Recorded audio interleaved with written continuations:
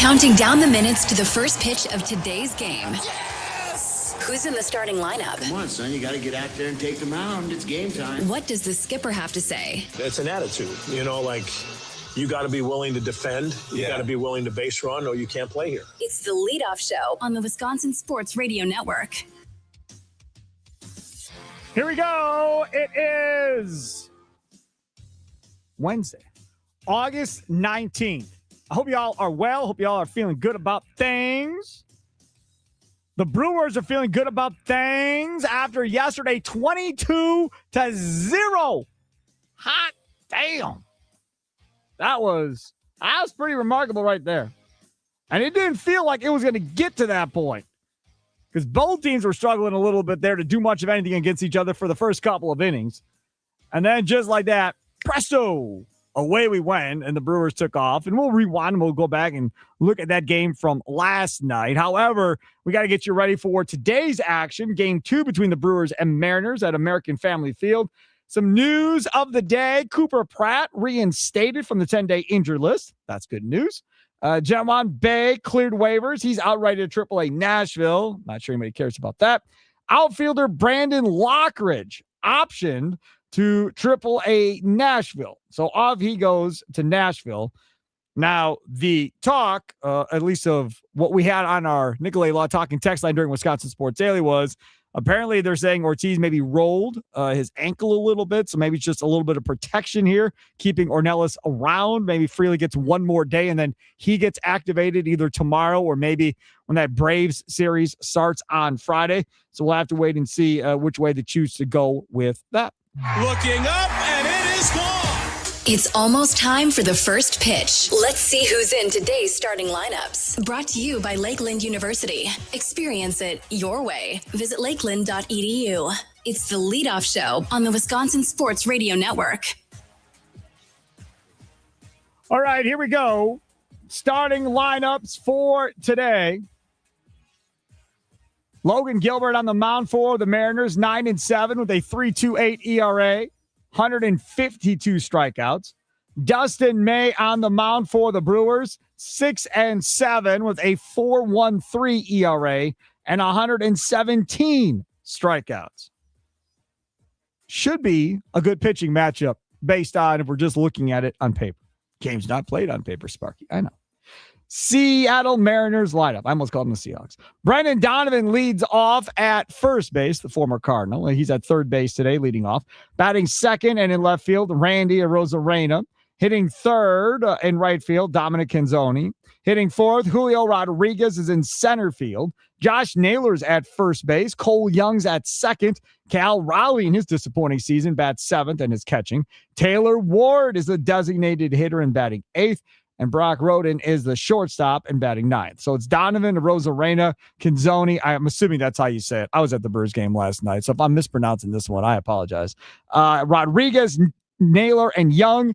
Raleigh, Ward, and Roden are your lineup for the Mariners. For the Brewers, Bryce Terang is at second base, batting second in left field, Jackson Chourio. Hitting third and in right field, Jake Bowers. Hitting fourth and catching, William Contreras. Hitting fifth and the DH, Christian Yelich. Hitting sixth and at first base, Andrew Vaughn. Hitting seventh and in center field, Luis Lara. Hitting eighth and at third base, Joey Ortiz. And hitting ninth and at shortstop, Cooper Pratt. So your lineup again for the Brewers, Terang, Chourio, Bowers, Contreras, Yelich, Vaughn, Lara, Ortiz, and Cooper Pratt. It appears that Pat Murphy wants to play Cooper Pratt in that 9-hole because this is kind of what he was doing prior to Cooper Pratt getting hurt. And he is sliding him right back there into that 9-hole again. So Pratt essentially, if he continues to hit, helps Joey Ortiz a little bit in front of him with a little bit of protection, I guess. Vaughn behind Yelich makes a lot of sense from the aspect of, their whole idea of going lefty-righty throughout this lineup, right? So Terang's lefty, Chourio righty, Bowers lefty, Contreras righty, Yelich lefty, Vaughn righty, Lara switch hitter. You'll assume he'll be lefty. And then the two righties at the bottom in Ortiz and Cooper Pratt. So it makes sense from that perspective. I think it also makes sense to give Yelich a legitimate bat behind him in the lineup to maybe help him a little bit more kind of going forward. And I know he played well last night. I get it, but it still can't hurt to give him somebody behind him to help him out at this point. Did you miss the last game? Did you miss what was said after the last game? It's time to rewind. It's the Leadoff Show on the Wisconsin Sports Radio Network. Got to say, I've done a bunch of these leadoff shows now. This is really the first one where I'm sitting here going, wow, I've got so many highlights. It may take me the rest of the show just to get through all of these highlights before this whole thing is said and done. Normally, doing the show and they've scored a couple of runs, and that's about the extent of it. But last night, got off to a rousing start right away in the first inning. 100. There's a slider down, base hit. Bauer's going to be wound up. Here he comes. A Rosarita's throw, and Bauer's. Oh, the ball's out. Bauer's doesn't recognize it. He gets to the plate. He's safe. Oh, my goodness. What a wild sequence. The ball pops out of Raleigh's mitt. Really smart heads-up play by Jake Bauers. Watch him go right after the glove. Never does touch the plate. Doesn't realize it, that the ball was never secured, and just barely able to get back. Another good slide by Bauers.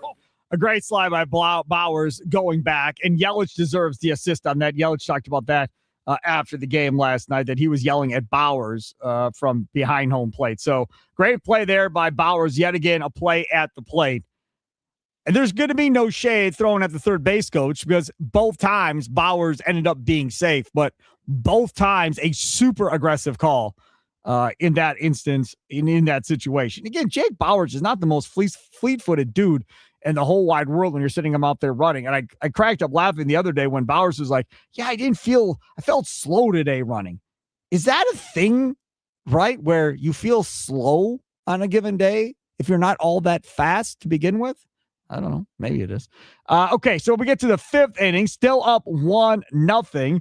Jackson Chourio comes up with a chance of driving some runs. Chourio into center field. That is down, a base hit. Hamilton will score, and the Brewers add to their lead. It's 2-0. 2-0 Brewers at that point. Highlight courtesy of Brewers TV. So that made it 2-0.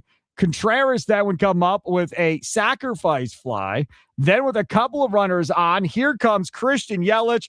After striking out his first at bat, I'm sitting in the seats with my family going, for the love of God, would you please get a big hit here? Please do something, Yelich. And he swings and he misses. At that point, my head is in my hands, on my knee. I'm just like, this sucks. He's going to screw this whole thing up again. Nope, that's not what happened. Fly ball, right center, deep. Robles on the run. He looks up. There she goes. Christian Yelich brings them to their feet once again. A 3-run home run. 6-0 Brewers. Vintage Yelly. Vintage Yelly from last year. I would agree. In that instance, it was vintage. Big hit, big moment. Break this bad boy open. Gets to 6-0 on that monster shot by Yelich. I was like standing up, pumping my fists, screaming like everybody else was, because he just needs to get going in the worst way. My God, we all know they're not going to bench him. So he just has to figure out how to get going at this point. It's very, very, it's such a big deal because you know the manager's not going to do anything. So that's why it's a bigger deal than normal. So that gets you to 6-0. You're feeling pretty good. Then you move on. The inning's still not over. A couple more runners get on base. Then David Hamilton, of all people, come up. Hamilton drives one right center. That's got some carry. It is gone. David Hamilton sends one out of here. It's another 3-pointer for the Brew Crew. That's a big one. That was a big one. Not that David Hamilton's going to get on a power surge or anything like that. But when Hamilton hit that 3-run homer to make it 9-0, then at that point, I think you are of the belief of, okay, this one is officially over. And we've been talking about this for quite some time. As far as, man, this team just doesn't get easy wins. Like it's so hard to come by outside of what was it, the Rockies, maybe. I mean, they really have not had many easy wins here in the last month or so. So once you got to 9-0, you're like, okay, this is a win. We can relax. And it's only the 6th inning, which is beautiful. I was walking out of the stadium at the bottom of the 6th inning at that point because my lovely significant other gets up at 4 a.m. for her job. So we were not staying for the whole game on a weeknight. But at that point, you knew it was over. Then while I was walking to the car. There's a high drive. That one's not coming back. Bowers goes big fly. It is 11-0. 11-0. Your Milwaukee Brewers at that point, and we're still in the 6th inning. Woo. Just moving it along. Then David Hamilton gets an RBI. I'm not playing all these highlights. David Hamilton gets an RBI hit in the 7th. Then this play happened. Mariners TV. There's a shot picked at third by Wilson, and he starts he dropped it at first. Goodness. They get the out at second, and another run's going to score. Josh Naylor just had that pop right out of his glove on a routine throw. Langston. Wow. Crazy. He doesn't drop that ball normally. But that was the beginning of the comedy of errors that were going to continue to happen. Later in the game, this happened. As Yelich flies out for the second out, and there is run. Number 20, but he threw it up. He did. He threw it into the couldn't figure out where the ball was. Yeah, he thought it was 3 outs. So that'll be an error. Allows another run to score. Sac fly for Yelich. It's a 2-base error when you throw the ball out of play. So whoever's on base gets 2 bases. And Julio Rodriguez, again, didn't know how many outs there were and threw it away. Now, obviously, diehard baseball fans are screaming and yelling, how do you not know how many outs there are? You know that stuff when you're playing youth baseball, how many outs there are. Sure. But he is a mega talented all-star type player. His team can't get anybody out. A position player is getting knocked around the park. And clearly he just lost track of things. I'm sure he wasn't the only one on the diamond whose mind was wandering at that point as they couldn't get anybody stopped to get anybody out. Just crazy. Lara had a home run as well. His first homer of the year, his first career homer, I should say, in the big leagues. He had homers in Nashville earlier in the year, but his first career big league homer off of a position player earlier as well. Or Nellis had an RBI single. Vaughn had an RBI single. Lara had an RBI single. Contreras walked to score a run too. It was pretty crazy last night. Pat Murphy talked after the game. You see the game? I mean, you've been involved in something like that? I think we all have in the years, you've all been involved in different things, but it's one game and it's a pretty good performance. Pretty darn good performance. I think Harrison was not his sharpest, but settled in after the first hitter. I thought Drowan was good. Anderson good. And then there are a lot of great, Bowers continues. His body's banged up, but he continues to swing it. Great to see Yelly swing the bat like that tonight. Isn't perfect, but God, that was really nice. The kid's been working at it. Mitchell back to swinging the bat, and Hamilton, wow, pretty special. And Joey Ortiz, he just keeps doing it, playing defense and whatever else. He twisted his ankle a little bit, so we'll have to see on that.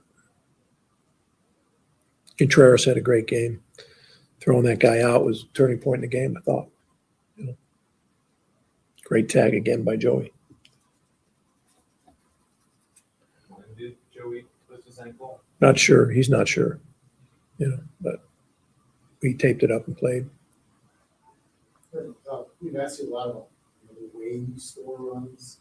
When you have nights where the power shows up, is that encouraging? Do you think it's sometimes just to see it? Yeah, I'd like to order that every night if we could order that. I'll take that off the menu. That's it's nice to see.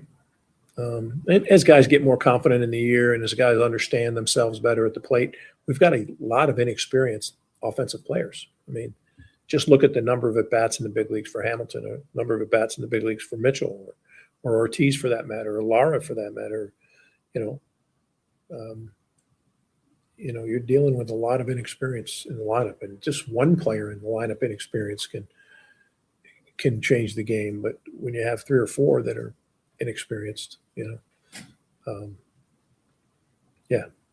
that's why Mitchell getting to play all year like this has really helped him go through the ups and downs. And the more at bats you get, the more focused you become.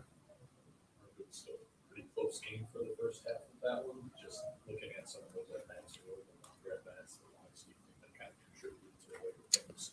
Yeah, I mean that's how we play. When we swing at strikes and take balls, it sounds so easy, and it's very, very difficult. But to be able to lay off really tough pitches and not panic that you have to swing because you're down 0-1, or having 2 strikes is not a death wish, and those type of at bats, then you break through. Yelly hits a big homer, and you break through. Yeah, I think there was flashes of brilliance, and then there was times when he was kind of not in sync, and the fastball didn't play like it normally does. But he rescued himself and just pitched. That's a really good lineup over there.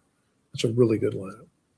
That's 2 outings in a row for the year where it hasn't quite been the same on the fastballs. Well, he's past where he's ever been, right? Innings wise, is that true? Well, I mean, it's been tough on him, and coming back from that injury a little bit. I think he's got more in the tank for sure, but he was also pretty good. I mean, it's 5 innings, no runs, and 2 hits or 3 hits or something like that. I mean, against that lineup, it's pretty good. So we know how dominant he was 2 outings ago, whenever it was, here. So I think we're all looking for that every time, but sometimes you can't have that.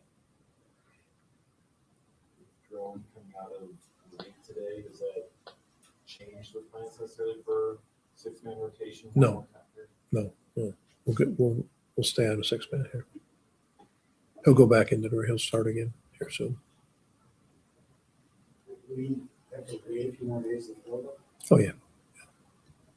Forget what he's scheduled in Atlanta, and not in Atlanta, in Williamsport.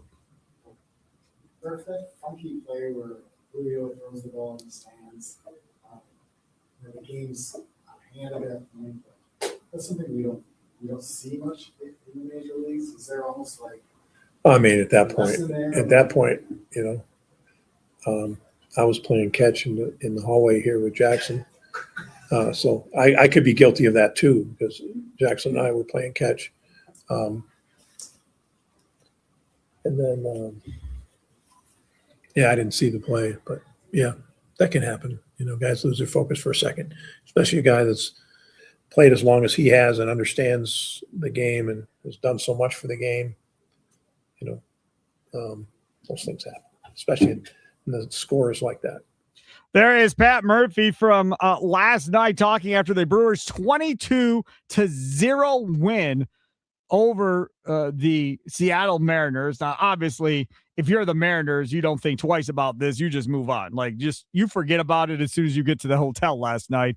Have some dinner, have something to eat, have a beverage or 2, get to sleep, wake up today and forget tomorrow even happened and go back out there and see what happens. And as a lot of people like to tell me over the course of my life, momentum is as far as your next day starting pitcher. Fine. I feel good at the Brewers starting pitcher today, Dustin May, against Logan Gilbert for the Mariners, who obviously has been really good for the Mariners for quite some time as well. Take a quick time out, come back on the other side, and we'll hear what Pat Murphy had to say earlier today, getting ready for Game 2 between the Brewers and Mariners. It is a leadoff show live from the Wisconsin Sports Radio Network studios, powered by the Potawatomi Sportsbook. Sparky with you.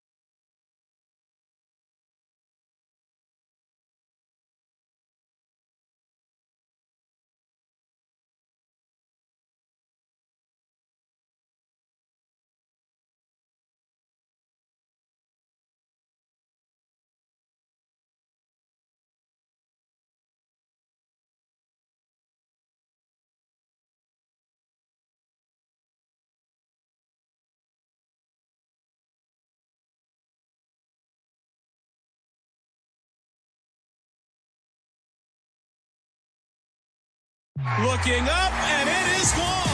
It's almost time for the first pitch. Let's see who's in today's starting lineups. Brought to you by Lakeland University. Experience it your way. Visit lakeland.edu. It's the leadoff show on the Wisconsin Sports Radio Network. All right, let's get to the starting lineups. Dustin May on the hill for the Brewers against Logan Gilbert for the Mariners. May 6-7 with a 4.13 ERA against Logan Gilbert for the Mariners. 9-7 with a 3.28 ERA. For Seattle, leading off, Brendan Donovan's at third base. Randy Arozarena in left field. Dominic Canzone is in right field. Julio Rodriguez in center field, batting cleanup. Josh Naylor at first base, batting fifth. Cole Young's at second. Cal Raleigh is catching. Taylor Ward is your DH, and Brock Roden is the shortstop. Donovan, Arozarena, Canzone, Rodriguez, Naylor, Young, Raleigh, Ward, and Roden. For the Brewers, Bryce Terang leads off at second base. Jackson Churio's in left field. Jake Bowers is in right field. Cleaning up is William Contreras and catching. Christian Yelich is back to the designated hitter role yet again and batting fifth.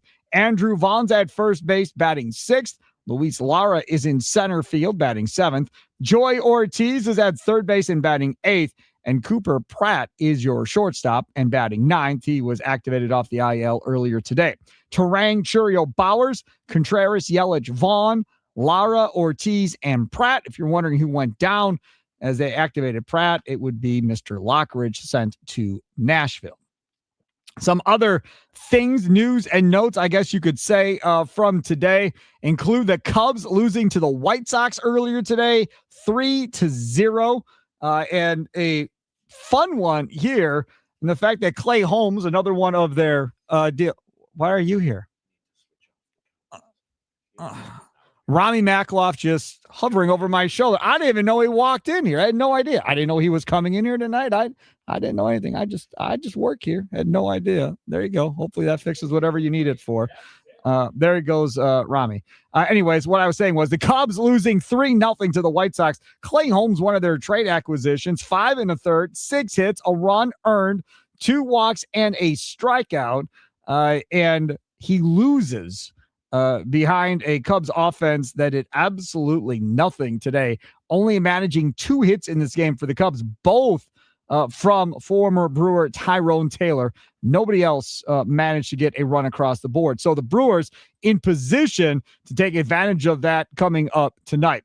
Other news and notes from yesterday in that onslaught by the Brewers. Last night's 22-0 win tied for the largest margin of victory in a shutout in the modern era since 1900. Pittsburgh at Chicago in 75, Cleveland at the Yankees in 04, and then the Brewers against Seattle last night. How about this? Lara, we talked about this earlier today on Wisconsin Sports Daily. Like, man, how many guys could there possibly be that had their first major league homer off of a position player? Well, there's only one other one in Brewers history. That's Tyrone Taylor that we just mentioned. He did it at Detroit in 2020. They're the only 2 players in franchise history to have their first homer off of a position player. So that's a pretty cool little stat. Jake Bowers enters the day today on a 20-game on-base streak in which he's batting .382 with 4 homers and 13 RBIs. During that stretch, he has a .494 on-base percentage, .647 slugging for a 1.141 OPS. That is ballin' at this moment and time. As far as our guy Dustin May tonight and how he looks at American Family Field in his career, 1-1 with a 2.45 ERA in 3 starts. This season, 1-1 with a 2.08 ERA in 2 starts. This season, he took a no-hitter into the 8th inning against the Brewers back on May 27th, but ended up losing that game to the Brewers 2-1. Career against the Mariners, he only has 1 career outing against the Mariners. That came while he was with the Dodgers in a 4-3 loss all the way back in 2021 in Seattle. 5 innings, 4 hits, 4 runs, 3 of those earned a walk, 8 strikeouts, gave up 2 homers, and hit a guy in that one. So he's doesn't have a lot of experience against the Seattle Mariners, and the experience he did have was in Seattle.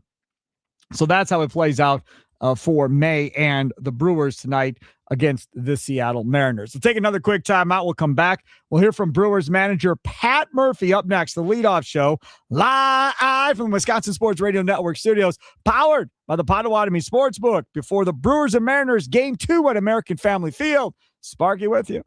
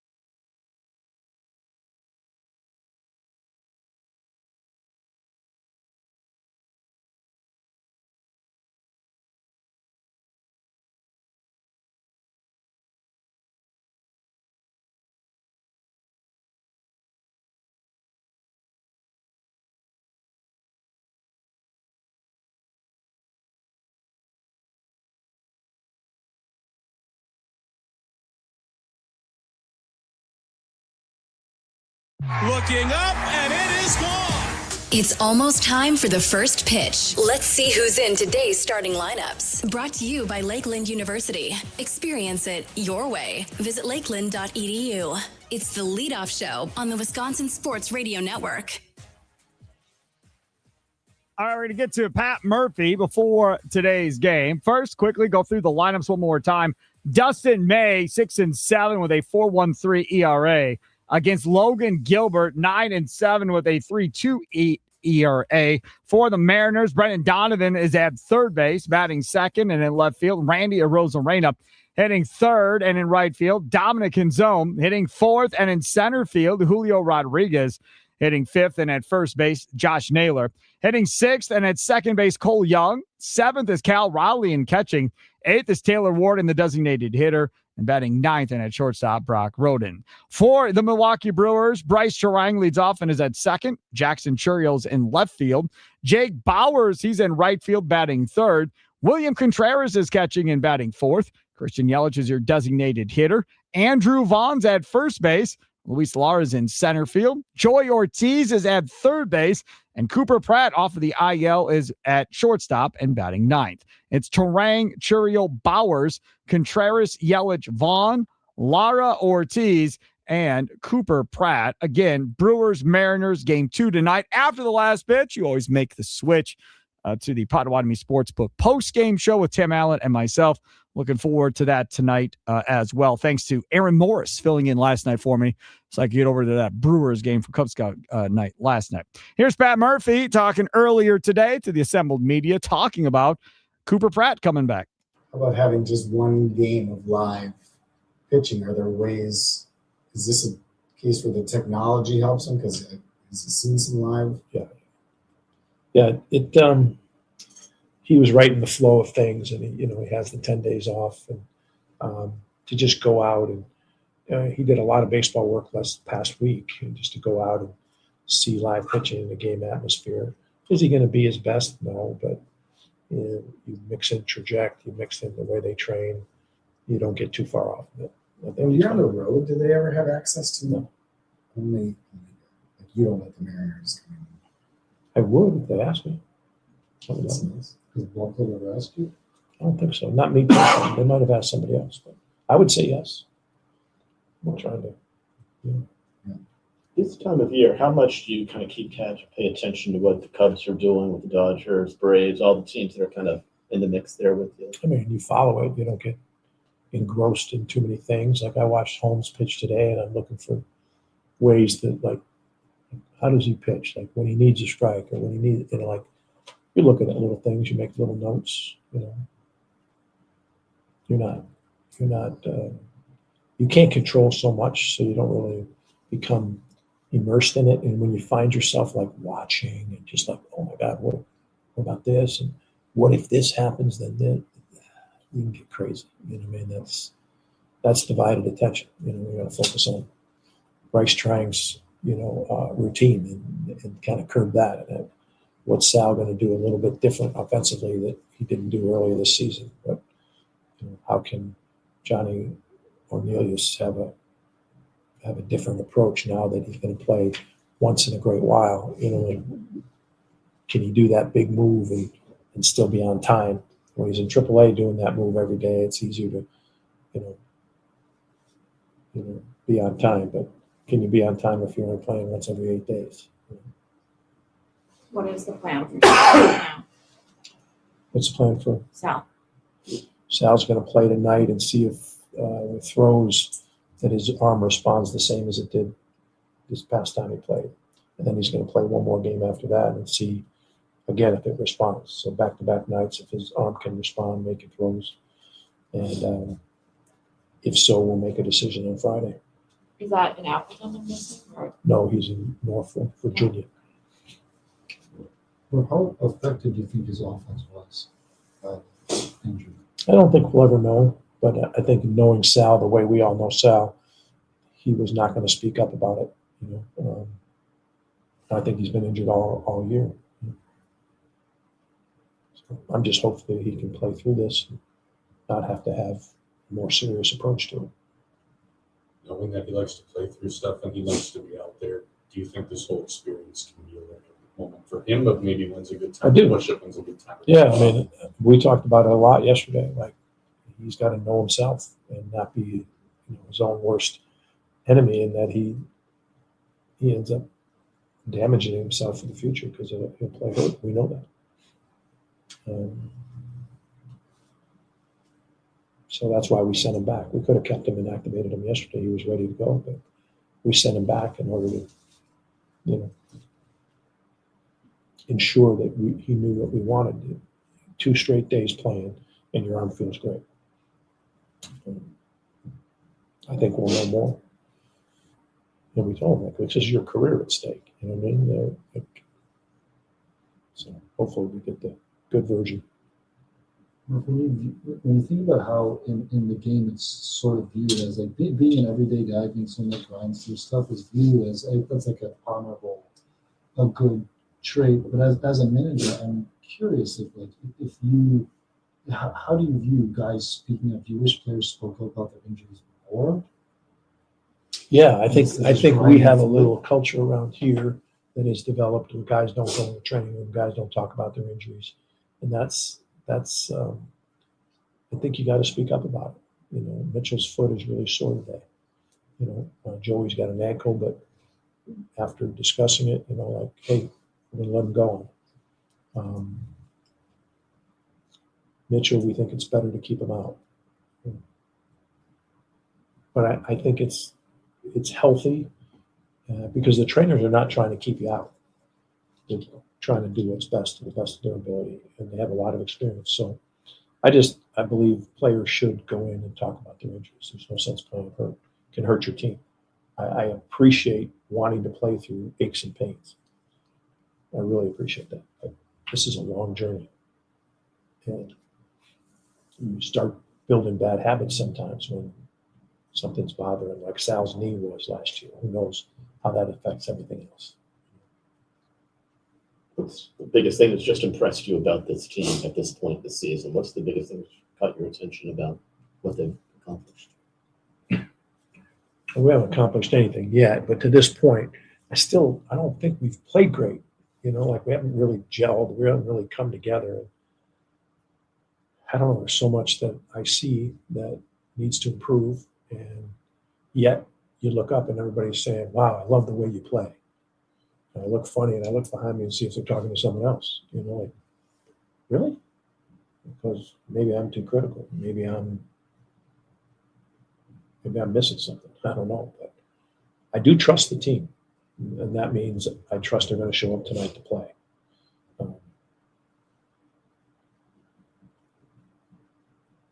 Do you find that, Murph, sometimes that you're more critical of your own team because you're watching every step? I bet. Yeah.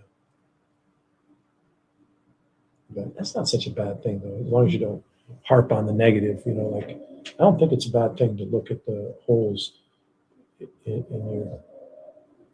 your offense or defense or whatever. I think it's good to keep looking at that, but not, harp on it. Are there things that you can learn about your team or any team based on how they play when they're not at their best? Maybe that's it. Maybe that's the secret. Maybe this team still plays well enough to be close when they're not at their best, because I haven't seen, if everybody's firing on all cylinders. And that doesn't happen too often, but I'm looking for the resiliency, the bounce back, the one mistake, not one mistake leading to 2 mistakes.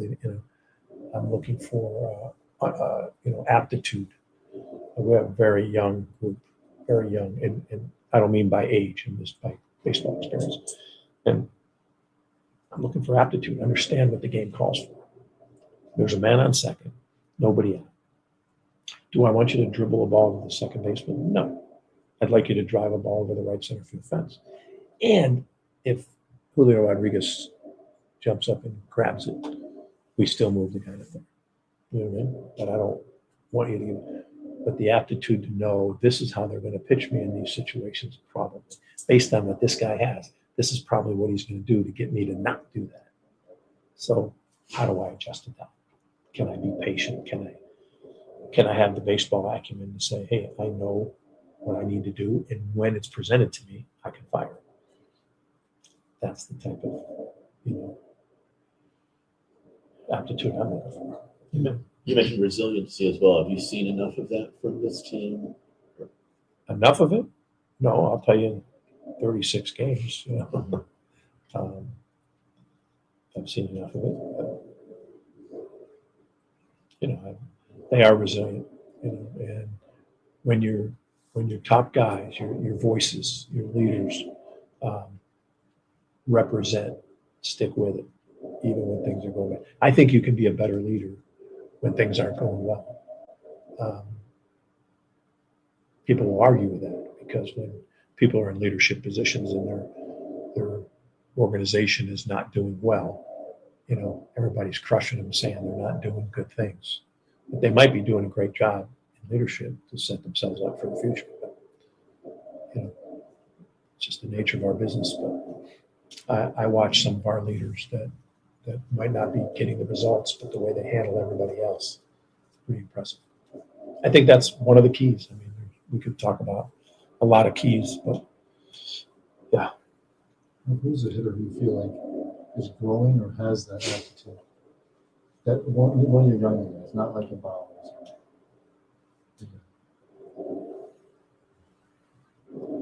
Has Bowers ever played full time in the business? Not like this. Not like this long. This is career high for games. It's a great question.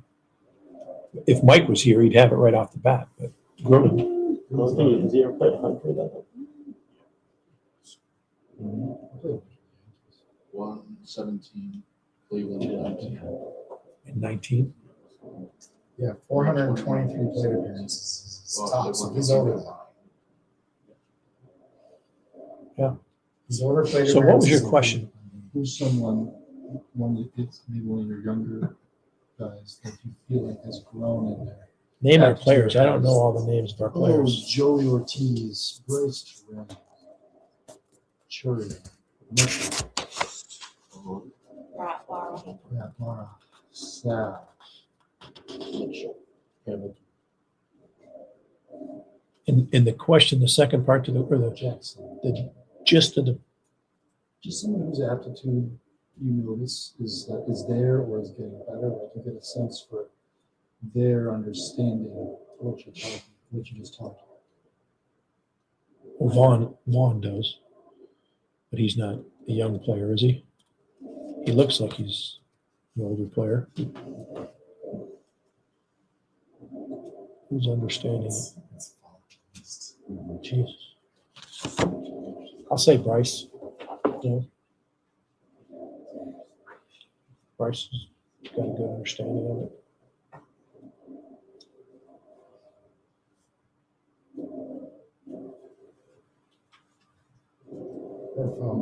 Is anything crossing your desk as far as preparing for this thing on Sunday? Or is that all the equipment guys you have to prepare? Like, Joe will be prepared, obviously. Yeah, Dan LeRae is handling a lot of it, but he's bringing us stuff. We have stuff we have to decide on. Yeah, hours the guys are out at the fields and things like that, events they're involved with, and limitations. It's a kind of a sticky travel thing, but I think it's something to be memorable for the guys. Did you play a little league? I did. Merchants Bank, my first team, 8U champions. Champions, your first year playing Yeah, baseball? 1967 champions. What was our record? Yeah, $10,000. Anybody our record? 14-4. Undefeated. 1901. Champions, Little League, Merchants Bank, Syracuse, New York. 8-1. 9 wow, the kids play that in 2 days now. 8-1. Yeah, Play that's like one Saturday for kids. Yeah. Play like once a week. BMO Bank beat you? BMO Bank. No, Merchants Bank. We got beat by Swarthmore Paint. 3-2. I pitched every game. CGs. Never been. I wasn't replaced from the baseball game until I was in college. It certainly is the truth. Put it up on the board. It's a check. No innings limit per week or anything like that? Or? If I told you about March 30th, I think, in Syracuse, New York, I pitched a game 14 innings. What was the temperature that day? 32 degrees. There's snow on the field. I pitched 14 innings. It's a true story. And lost on a suicide squeeze. Willie Lugo. I asked some of the guys this. What do you love about baseball now compared to thinking about what you love about baseball then? How's it different? That's a great question, Adam. But you asked me one of them deep questions. I don't want to have a flippant answer. You know what I mean? But it just means something different to me now. It's like if you mentioned to me broccoli back when I was 8 years old. Like, I don't know what the hell you're talking about. You know what I mean? But broccoli today means something a whole lot different. Not necessarily broccoli, but you could use any word in that. You know what I mean? It was just play and be the best. Play and be the best. You know? Succeed. You know? The first hit I ever gave up in Little League. Was about 6 games in. Check. 5 hitters. Straight, 5 straight. Johnny Vandermeer. No, John Pilata. You can check the tape. John Pilata got the first hit. It was a swinging bunt. Oh my God. Swinging bunt. Do you know how do you spell Pilata? Dude, this is crazy talk for Pat Murphy. I wanted to play some of it. I'm not playing all of it. There's still like 7 minutes of him talking about his Little League career. I'm not playing all of it, but very funny. I'm not quite sure anybody else remembers their 8U career, pitch by pitch, game by game, but Pat Murphy does. Has it on lock, everybody. Coming up next, leadoff show continues. No more Pat Murphy Little League talk, I promise. But we got to build a winner, dive into the minors, some things going on down there that are positives, like always. And we'll get you more of the starting lineups as we get ready for Game 2, Brewers and the Mariners. All coming up here, the leadoff show, live from the Wisconsin Sports Radio Network studios, powered by the Potawatomi Sportsbook. Sparky with you.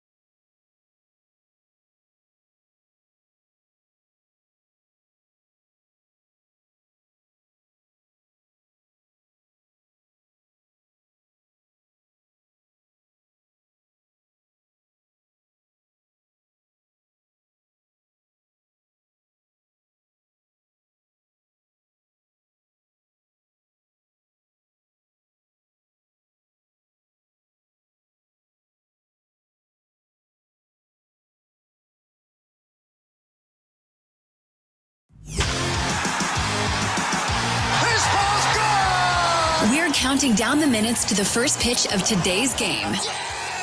Who's in the starting lineup? Come on, son, you got to get out there and take the mound. It's game time. What does the skipper have to say? It's an attitude, like you got to be willing to defend. You got to be willing to base run or you can't play here. It's the Leadoff Show on the Wisconsin Sports Radio Network. Welcome in the Wednesday edition of the Leadoff Show, getting ready for game 2 between the Brewers and the Seattle Mariners. News of the day, Cooper Pratt, he is activated off the IL. Mr. Lockridge sent down to Nashville, awaiting the return of Sal Frelick. I would assume will happen in the next day or two. And then at that point, I would assume that Mr. Ornelas will be sent on his merry way next, as this Brewers team continues to try and get healthier and healthier as we get towards the end of August. Remember, after this series is done, they get the Braves coming in this weekend to take them on, and you're going to get the Miz, then you get Henderson, and then you're in Williamsport for the Little League game where the Little League World Series is held, and you get the Brewers and Braves there. That's going to be Shane Drowan on the mound for the Brewers coming up on Sunday. So it's going to be a lot of fun here the next few days to see how the Brewers do. The Mariners, they get done with this series against the Brewers tomorrow, and then they get to deal with the Cubs after that. The Cubs, who lost earlier today 3-0 to the White Sox. So the Brewers look to gain on their advantage over the Cubs here tonight as they take on the Mariners. With that being said, At the wall, looking up, and it is gone. It's almost time for the first pitch. Let's see who's in today's starting lineups. Brought to you by Lakeland University. Experience it your way. Visit lakeland.edu. It's the Leadoff Show on the Wisconsin Sports Radio Network. all right, on the mound, Dustin May for the Brewers, 6-7, 4.13 ERA. Logan Gilbert for the Mariners, 9-7, 3.28 ERA. Lineup for Seattle, Brendan Donovan at third base, Randy Arozarena in left field, Dominic Canzone is in right field and batting third, Julio Rodriguez is in center field, Josh Naylor is at first base batting fifth, Cole Young is your second baseman, Cal Raleigh is your catcher and batting seventh, Taylor Ward, the designated hitter, and Brock Roden is the shortstop and batting ninth. Donovan, Arozarena, Canzone, Rodriguez, Naylor, Young, Raleigh, Ward, and Roden. For the Milwaukee Brewers, leading off and at second base, Bryce Terang. Batting second and in left field, Jackson Chourio. Hitting third and in right field, Jake Bowers. Hitting fourth and catching, William Contreras. Hitting fifth, the designated hitter, Christian Yelich. Hitting sixth and at first base, Andrew Vaughn. Hitting seventh and in center field, Luis Lara. Hitting eighth and at third base, Joey Ortiz. And hitting ninth and at shortstop, Cooper Pratt. Again, it's Terang, Chourio, Bowers, Contreras, Yelich, Vaughn, Lara, Ortiz, and Cooper Pratt, your lineup for the Brewers taking on the Seattle Mariners coming up here tonight. The key to building a winner in baseball is a strong minor league system. Who are the names we should know? How did they play in their last game? It's time for Building a Winner. It's the Leadoff Show, powered by the Potawatomi Sportsbook on the Wisconsin Sports Radio Network. All right, here we are. Lots to get into today because been kind of active down there on the farm, and we really haven't gotten into too much of it as of late with the Leadoff Show because if we're being honest, there's been a lot of stuff going on here lately with the Milwaukee Brewers. I've been having a bunch of interviews on the Leadoff Show as well, so here we go. Nashville Sounds. Nashville Sounds. Guess what? And what may be his last game for the Nashville Sounds, Sal Frelick with a leadoff home run for the Sounds this afternoon, early this evening, whatever you'd want to call it. Right now, they are in the second inning. Sounds up 1-0 in this one. And again, that's what you like to see, right? If you're a Brewers fan and you're waiting on Sal Frelick to come back, and they're batting him leadoff because that gets him the most at-bats, Obviously, game to game. Will they decide to bat him lead off when he comes back up to the major league level? We'll have to wait and see. Pannone on the mound for Nashville, 1 1/3, 2 hits, 2 strikeouts so far in that one for Nashville. Some of the other numbers here, Blake Burke not going all that well at this point, hitting a $179, another strikeout today. He's been striking out a ton since he got called up. Jefferson Cuero, he's 1 for 1 tonight. He's at 258 right now in Nashville. Baду, who got hot earlier on the season, he's slumping down to 228. Brock Wilken continues to stink. He's at a $171. Tyler Black, I know some of you were asking, why not just call up Tyler Black to come up and help play at third base? Because he's not doing well. He's hitting 230. He does have a hit tonight, so that includes that hit at 230. Just not a lot of good news necessarily with the Nashville Sounds right now, which is really unfortunate, at the end of the day, because you want those guys to be closer to being ready to come up and help the big league team. But the stars of this farm system, we all know where they are. Biloxi Shuckers. Yeah, they're in Biloxi with the Shuckers. That is essentially the all-star team of the Brewers farm system. And I would take it a step further to say not only of the Brewers farm system, but I would say just in general across Major League Baseball right now, they're probably, I would say, top 3 most talented teams, minor league teams in baseball with all the talent that they have right now. They've been unbelievable here. They did lose last night 7-3 in that game to the Trash Pandas. They're famous because they call the Trash Pandas, obviously.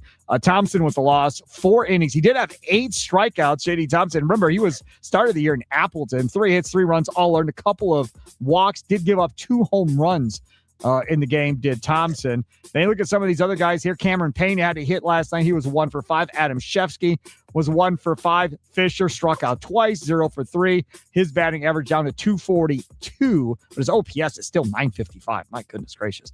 Luis Pena got up to AA. He was 1 for 4 with a run scored last night in his first game for Biloxi, so that's good to see. That's about it there for the Biloxi Shuckers. Moving on. Wisconsin Timber Rattlers. Oh, the Timber Rattlers. Now that's the team that we need to talk about today for sure.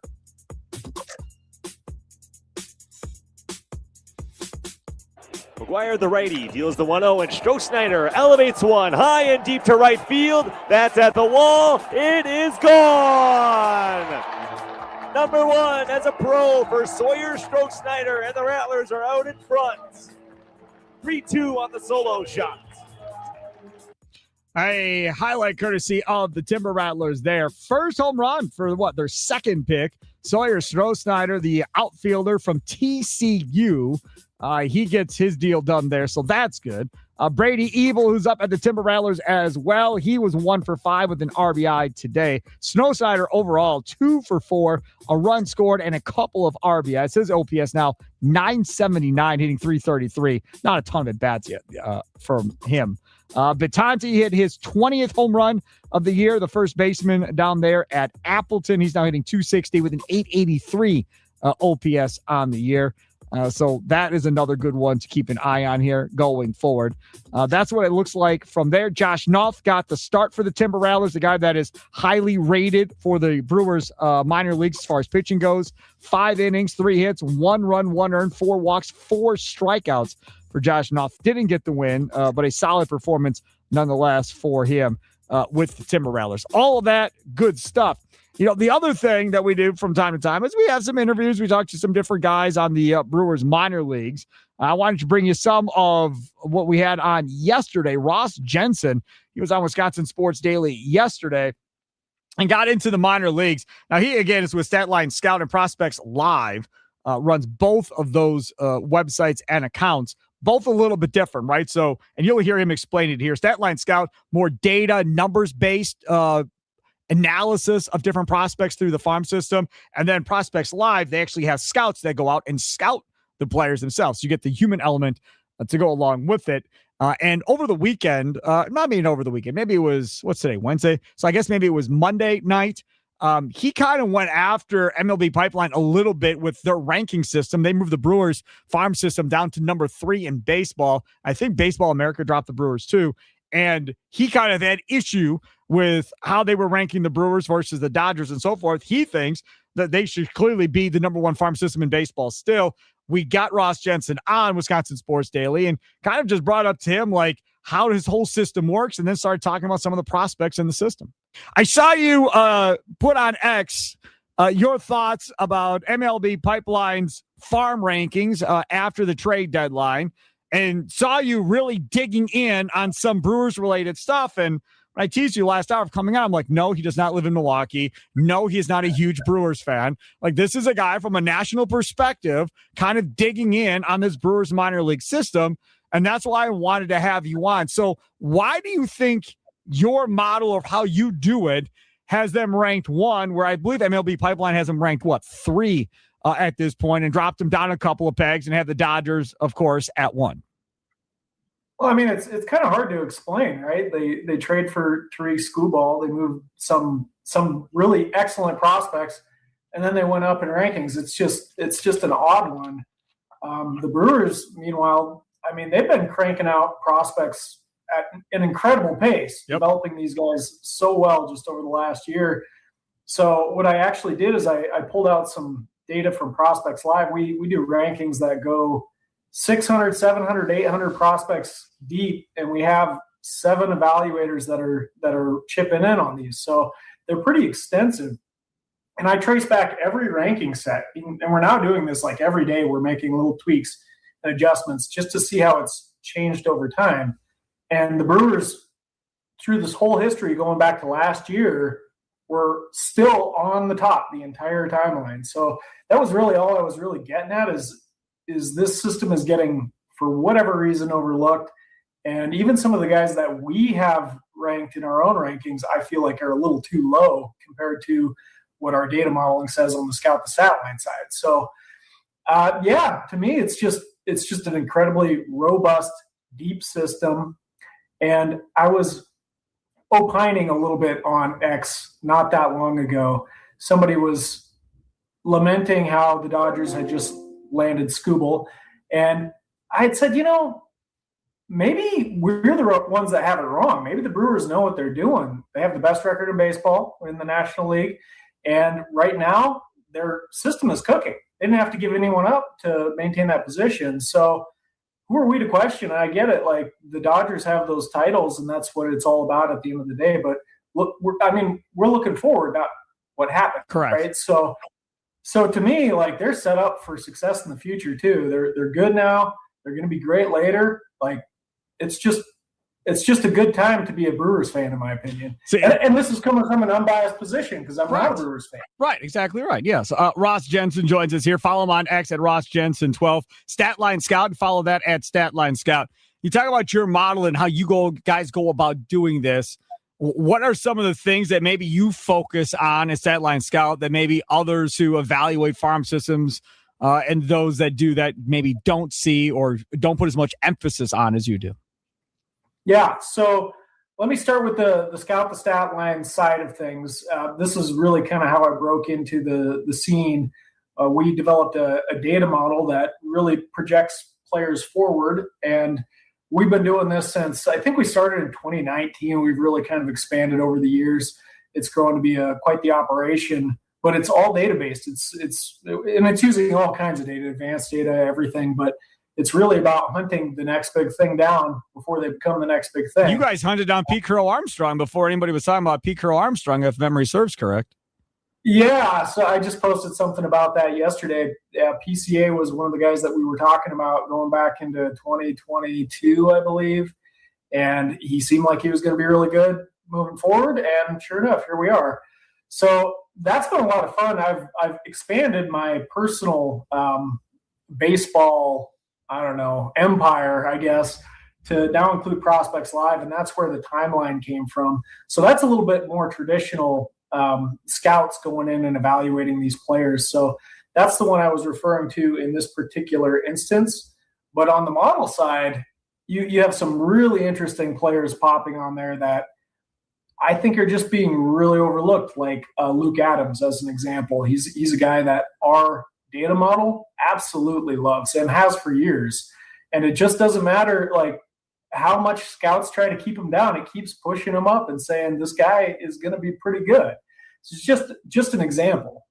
Well, what about the international side of things for the Milwaukee Brewers? You traded Ragsdale in that deal. Okay, fine. I wasn't too pleased about that, but he wasn't all that great last year and then popped this year.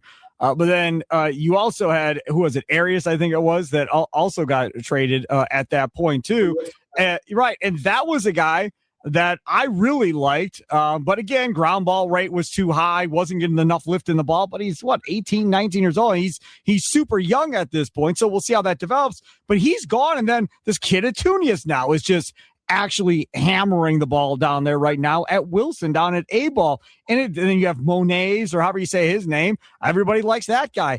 It is crazy how well they're doing on that side of things, not involving the draft, just international signings and then developing those guys.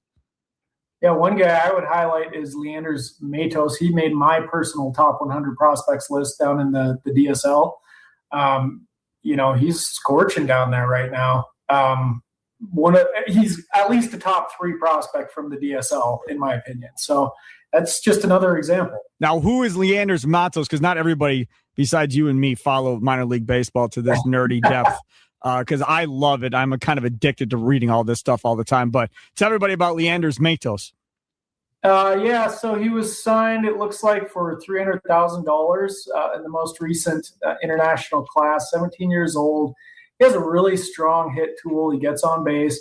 I think he's got 20 home runs on the season already for a 17-year-old whose calling card is really on-base skills and the hit tool. I think that's very impressive. So we might be seeing some fireworks when it comes stateside next year, I think. From the Brewers' perspective, at the top of their farm system right now, people talk about Madej, people talk about Pena at the top. Are you as in love with both of those guys as, say, MLB Pipeline and others? Well, this might cause a little controversy with your group because I actually don't have Madej number 1. I've got Eli Willits as my number 1 prospect. I think Madej is an excellent prospect, so don't get me wrong. I really do like him, but probably not quite as much as BA and MLB Pipeline do. But on the other hand, Luis Pena is somebody that I love. I absolutely love him. I think he's got an underrated hit tool. This year, he had some health issues, and I think that kind of stunted his power development. But I think we're going to see some more of that down the road. And then they've got a couple other guys that are really rising this year. Braylon Payne, who's somebody that I've loved since he was drafted. Payne and Pena just get promoted to Biloxi here. So that team has been loaded all year already. And most of these guys came from the Timber Rattlers at High A. Yep, absolutely. Yes. I was telling everybody, you got to see this team last year because it's like an all-star team. Yep. I get it. Like it's the low minor leagues, but I mean, that team was loaded, just stacked. And then another riser this year, perhaps one of the most surprising ones. There's a couple of them. Josh Adamczewski. He's been a really big one. He's just, people are calling him McGonigal light, and I think his hit tool is maybe a tier lower than that, but he is solid all around as far as an offensive talent anyway. And Andrew Fisher currently leading the minor leagues in home runs. But not getting any love in a top 100 because they say, well, he strikes out too much. That's an issue. I went and looked at Baez's numbers, who just got called up by the Cardinals, Joshua Baez, because, he hits 3 home runs. So I went and looked at his minor league numbers. Now, again, I understand Fisher's at AA, Baez is at AAA, so 2 different levels of pitching. But that dude's strikeout numbers weren't that much different from Andrew Fisher's strikeout numbers necessarily. And he was hitting around 300. Now, what happens? He hits the 3 home runs. He hasn't had a hit since in the last couple of games up here. But, I don't get it. Because for a Brewers team that has been knocked for the last several years off, they don't have enough power. Well, there is definitely power coming right now in this farm system, whether it's Blake Burke, whether it's Luke Adams, like you're talking about, whether it's Fisher, whether it's Braylon Payne. I mean, they have power coming. And I think there has definitely been a change in how they go about drafting since David Stearns left. Yeah, absolutely. And I think you're pretty spot on. In fact, somebody asked me that exact question about Fisher compared to Baez on X just the other day. My response to them was like, well, I think the difference here is people are excited because Baez has the elite bat speed and speed to go with it and athleticism to go with it. Might outpace Fisher a little bit, but still, the guy's in Double-A. He's not in the low minors, and he's crushing. It's like every other day he's hitting the bomb. And even I was sleeping on Fisher for a long time myself.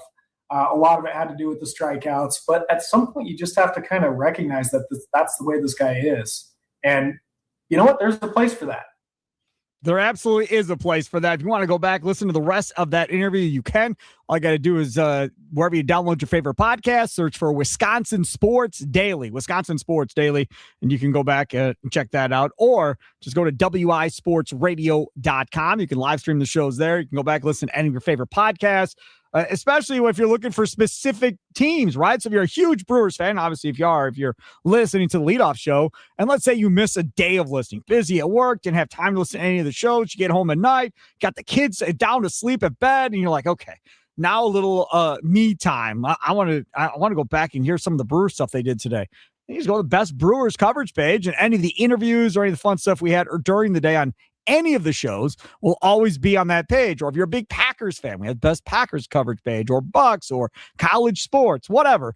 All of it is sorted out. It is a great way to go back and listen to something team specific if you're really about one team, maybe are more than the others. Coming up next, one last look at the lineups and one last look at game 2 before it starts. Brewers and Mariners tonight at American Family Field, coming off a 22-0 win last night for the Brew Crew. It's the leadoff show live from the Wisconsin Sports Radio Network studios, powered by the Potawatomi Sportsbook. Sparky with you.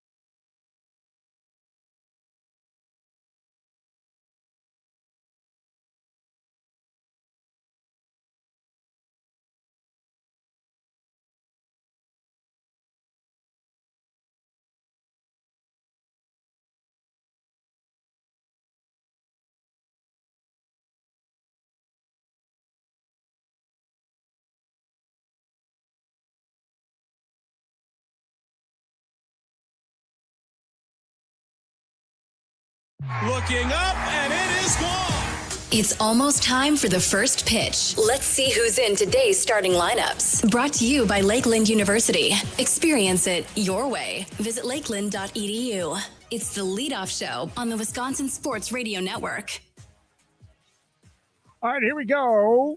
Your lineups for tonight. Game 2 between the Milwaukee Brewers and the Seattle Mariners. Dustin May on the mound for the Milwaukee Brewers, 6-7, 4.13 ERA. Logan Gilbert, 9-7 with a 3.28 ERA. Brendan Donovan leads off for the Mariners at third base. Randy Arozarena's in left field. Dominic Canzone's in right field. Julio Rodriguez is in center. Josh Naylor is at first base. Cole Young batting sixth and is at second. Cal Raleigh is the catcher. Taylor Ward, the designated hitter, batting eighth. And Brock Roden is at shortstop. It's Donovan, Arozarena, Canzone, Rodriguez, Naylor, Young, Raleigh, Ward, and Roden.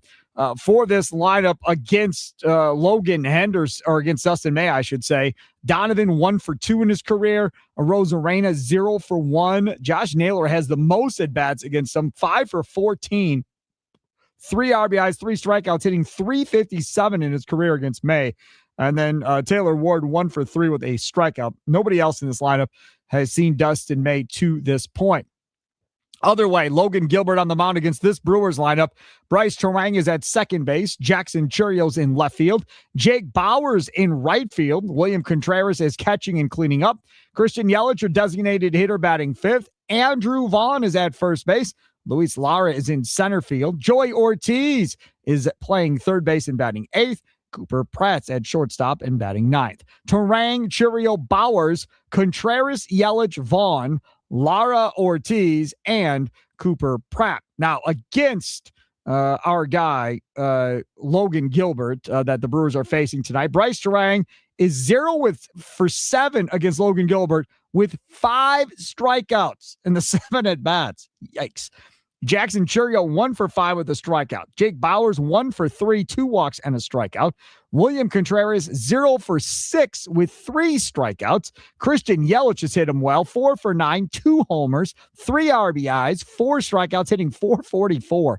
Andrew Vaughn 2 for 10 with a strikeout. Lara and Pratt have never seen him, obviously the rookies. Joey Ortiz 1 for 4 with an RBI and a strikeout. That is how it looks tonight for the Brewers against the Seattle Mariners. Don't forget, after the last pitch, you make the switch tonight to the Potawatomi Sportsbook postgame show with the franchise Tim Allen, myself.